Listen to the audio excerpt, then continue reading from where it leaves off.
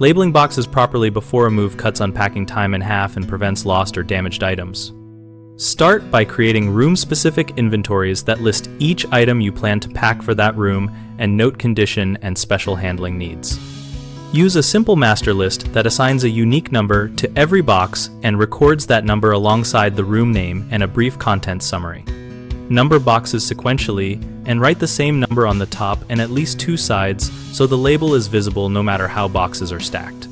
Apply color-coded labels for each room using bright adhesive dots or colored tape, and keep a small color key on the master list so movers and helpers know where each color goes.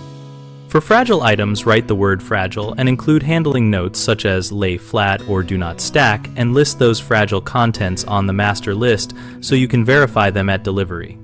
Photograph valuables and electronics before packing and add the photo file name or reference on the master list to speed claims or verify condition if anything happens.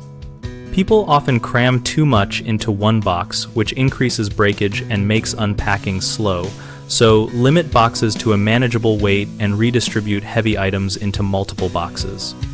Another common issue is unclear labeling, like vague descriptions that force you to open boxes to find basics. So write concise, specific contents and use the box number to cross-reference the master list. A third concern is forgetting small loose parts such as screws or remote controls.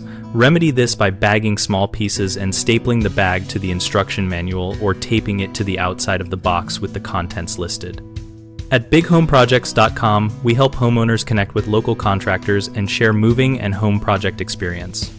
We also run a discussion community where our members exchange labels, templates, packing tips, and contractor recommendations to make moves smoother for everyone.